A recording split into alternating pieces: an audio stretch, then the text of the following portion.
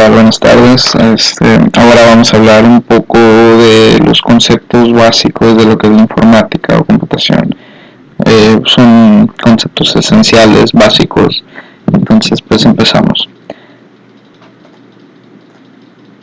Una computadora. Una computadora es una máquina electrónica usada para procesar todo tipo de información. Creo que hoy en día todos conocemos lo que es una computadora.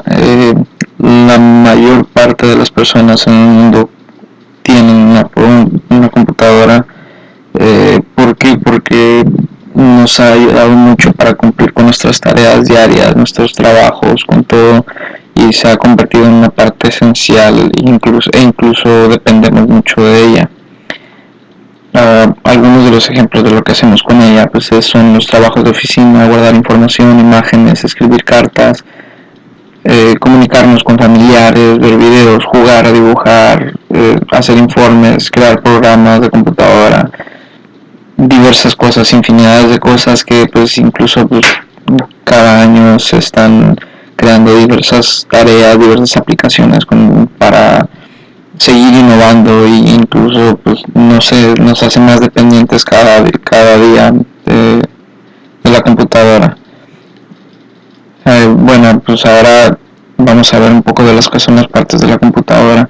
El hardware es todo lo que puedes palpar de una computadora, todo lo que puedes tocar, ya sea el mouse, el teclado, la pantalla, todo eso. Y el software es lo que no puedes palpar, lo que no puedes tocar, como son los datos, la información que contiene una computadora. Entonces, pues esa es la principal diferencia entre ambos.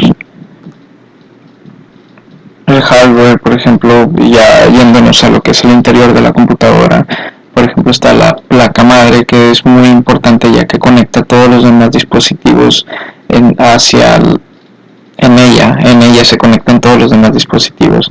Entonces es muy importante esto.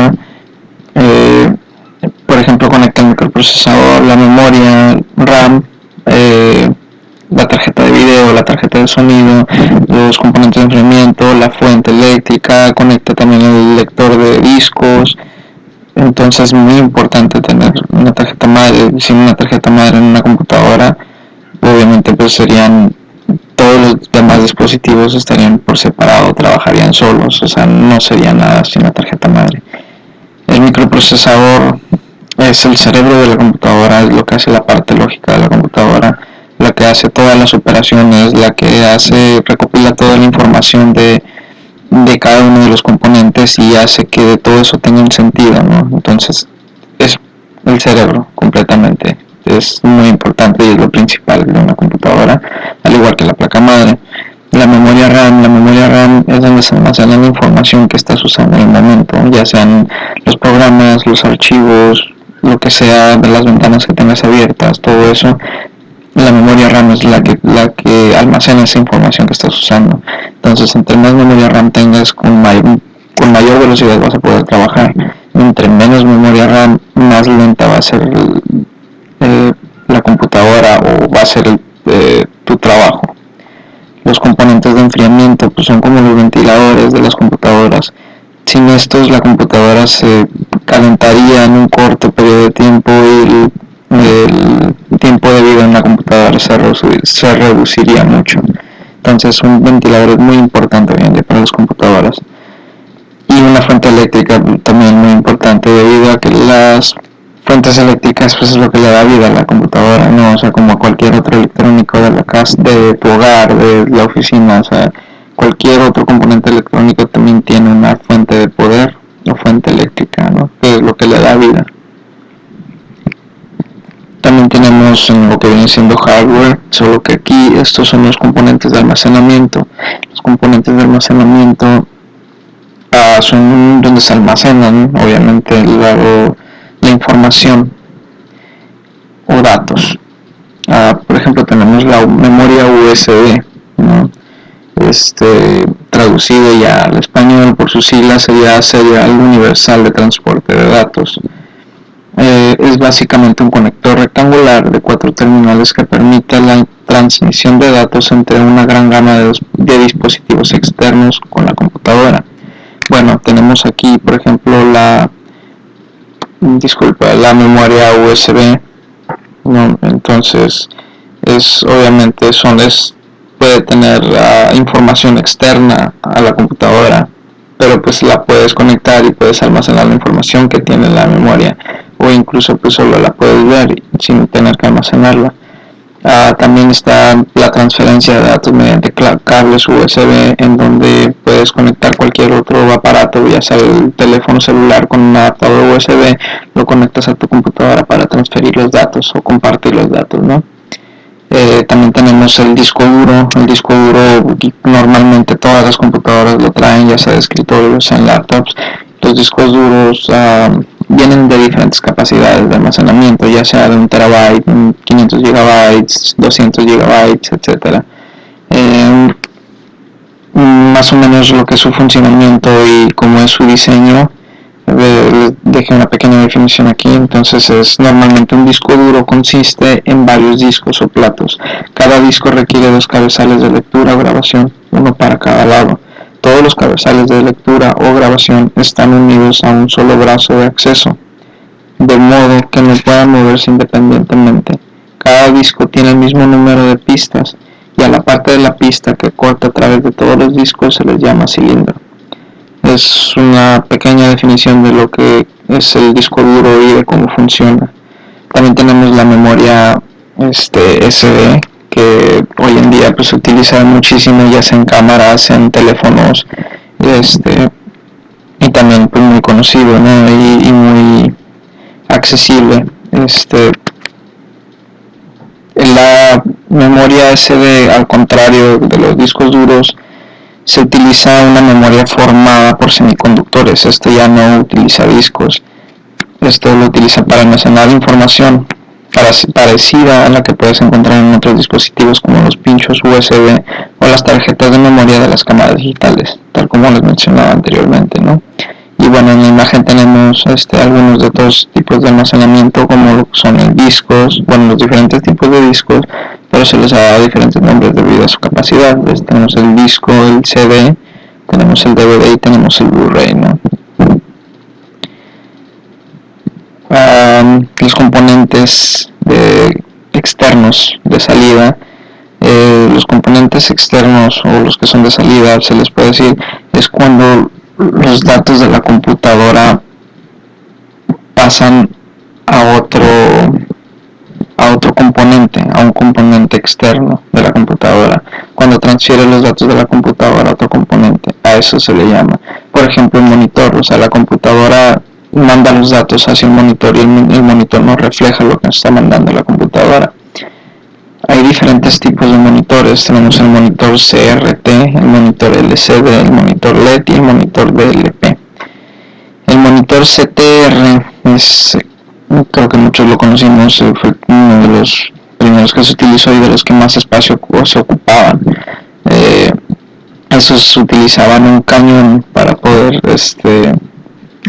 transferir la imagen, ¿no? Para poder plasmarla. Los LCD, esos utilizaban, fue cuando empezaron a ocupar menos espacio, que la pantalla era más delgada. Estos ocupan un cristal líquido, entonces la vista era mejor, obviamente, la imagen, y eran más delgadas. Luego pasaron a los monitor LED, en donde la imagen es un poco más brillosa, es un poco más clara, debido a que utilizan lo que son los LEDs, ¿no? Y es igual, se tratan de hacer un poquito más planas, más delgadas, ¿no? Y después viene el monitor DLP, que se basa en un semiconductor óptico llamado Digital Micromirror Device, o integrado DMD, que es básicamente un microinterruptor extremadamente exacto que permite modular digitalmente la luz mediante millones de espejos microscópicos. Entonces, dado que la tecnología va avanzando, la nanotecnología, pues se va tratando de reducir los espacios, ¿no? De reducir cada vez más lo que es, por un ejemplo, la pantalla, ¿no? De las computadoras se ha reducido bastante debido a que pues, la tecnología de hoy en día ha ayudado bastante. Bueno, aquí tenemos cómo funciona el monitor CRT. con el cañón.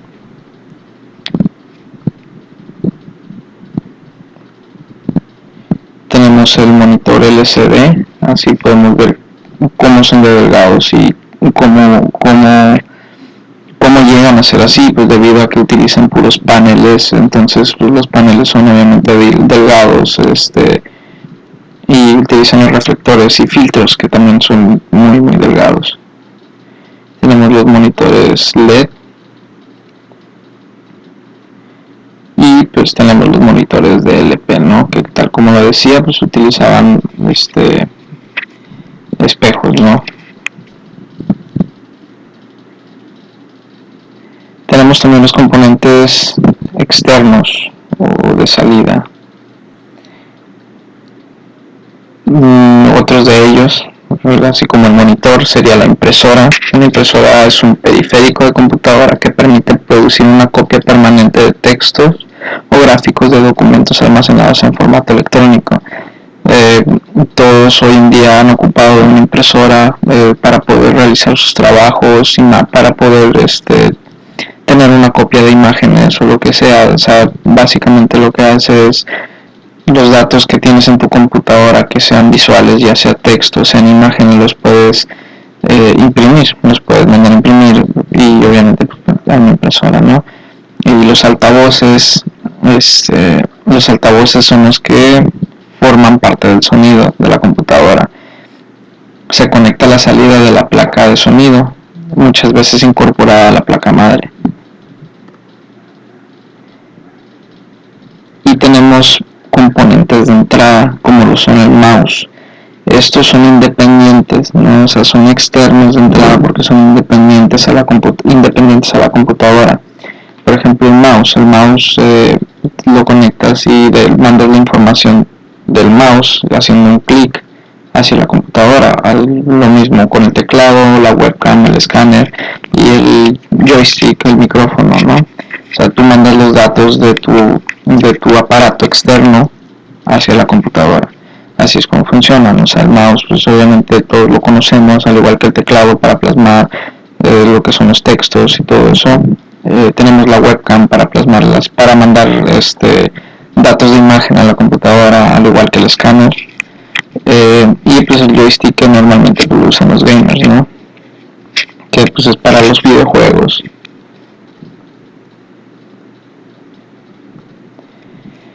Luego tenemos el software. El software, pues como lo dije, es lo que no puedes palpar, la información y datos de una computadora. Entonces, ejemplos de ello, ¿no? O sea, hay muy importantes, que es el sistema operativo, aplicaciones y el firmware de una computadora. El sistema operativo es el software que controla la computadora y administra los servicios y sus funciones, como así también la ejecución de otros programas compatibles con este. El que más conocemos, y bueno, hoy en día conocemos dos, más que nada, que es el Windows y el Mac. Que la Mac pues, es de la Apple y el Windows pues, de Microsoft, ¿no?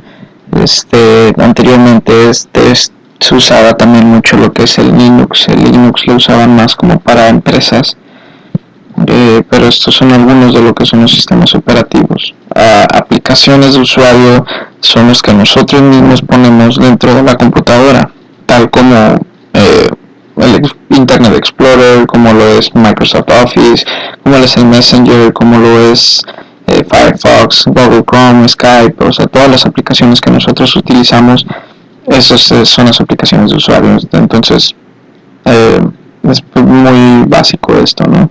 El firmware es el software que generalmente permanece inalterable de fábrica.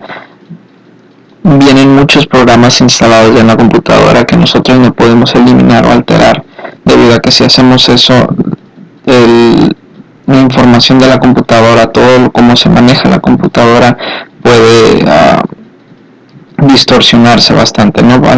Incluso puede dejar de funcionar por eliminar un solo archivo del firmware. También dice, guarda información importante de la computadora, especialmente el BIOS. Es también considerado hardware. El BIOS es considerado hardware pues, debido a que es externo a la computadora, ¿no? Una computadora puede tener diferentes BIOS. Pero sí, o sea, el firmware es súper importante en una computadora y no se puede modificar, debido a que puedes alterar completamente todo lo que viene siendo el sistema operativo de una computadora, ¿no? Cómo manejar una computadora. En el software también tenemos los que son los sistemas de información. Los sistemas de información es un conjunto de elementos que interactúan entre sí con el fin de apoyar las actividades de una empresa o negocio, ¿no? O sea, tal cual como lo muestra en la imagen, es como un tipo de red, por así decirlo. Lo utilizan mucho lo que son Walmart, Soriana, Chedraui, lo que son todos los centros comerciales, incluso tiendas de ropa, lo que son retails y todo eso, lo utilizan mucho, dado que ellos tienen un sistema para saber qué es lo que tienen en tienda, ¿no? Saber cómo es que se está alterando o modificando su producto, las entradas de su producto y las salidas de su producto, y todo eso se guarda en una base de datos, que es lo que vamos a ver a continuación. La base de datos es un conjunto de datos relacionados entre sí. Se le llama base de datos a los bancos de información que contienen datos relativos a diversas temáticas y que categorizados en distintas maneras, pero que comparten entre sí algún tipo de vínculo o relación que buscan ordenarlos y clasificarlos en conjunto. Tal como lo dije, ¿no? O sea, en una tienda tienes que saber qué es lo que tienes en tu inventario, o sea, y relacionar todo, o sea, tienes productos a lo mejor con el mismo precio, pero tienes que saber identificar cada uno de ellos, ¿no? Entonces, diferencias cada uno de ellos en la base de datos. En la base de datos todos se relacionan, pero a la vez se diferencian. Porque si vas a vender cualquier producto de un precio de 15 pesos, tienes que saber qué producto es el que estás vendiendo, ¿no? Entonces todo se relaciona en la base de datos y ahí es donde se almacena toda la información. Y por último tenemos lo que es el internet, que igual hoy en día muchas personas tienen la oportunidad de poderlos utilizar y es imprescindible hoy en la vida del ser humano para utilizar el internet, ¿no? El internet, debido a que pues ayuda bastante para recopilar información, para lo que sea, para comunicarse. El internet se ha vuelto una herramienta muy importante para el ser humano. El internet es una gran red internacional de computadoras. Permite, como todas las redes, compartir recursos, es decir, mediante la computadora establecer una comunicación inmediata con cualquier parte del mundo para obtener información sobre un tema que nos interesa. Entonces, existen diferentes tipos de redes. Está la red de área local o LAN, que son las siglas en inglés, que es una red que se limita a una área especial relativamente pequeña, tal como un cuarto, un edificio, una nave, un avión, que es la que se utiliza en la mayoría de las casas. En la mayoría de las casas utilizamos lo que es la red de área local, debido a que no pueden manejar grandes espacios, ¿no? Para mayores espacios tenemos la red de área metropolitana, que es la MAN, una red que conecta las redes de un área o dos o más locales juntos, pero no extiende más allá de los límites de la ciudad inmediata o del área metropolitana, ya sea una colonia, ya sea una ciudad o etcétera, ¿no? O sea, pero esto junta todas las redes LAN, por así decirlo, ¿no? Y tenemos una red de área amplia, que es la WAN. Es una red de comunicaciones de datos que cubre un área geográfica relativamente amplia y que utiliza a menudo las instalaciones de transmisión proporcionadas por los portadores comunes, tales como compañías de teléfono. Entonces, tales como lo que es Telmex, ¿no? O sea, Telmex utiliza mucho esto lo que es una red de área amplia o WAN, debido a que pues el área que ocupan ellos es demasiado grande y pues necesitan estar conectados a todos, ¿no? Y pues básicamente eso es todo por hoy en este video y pues muchas gracias por su atención. Hasta luego.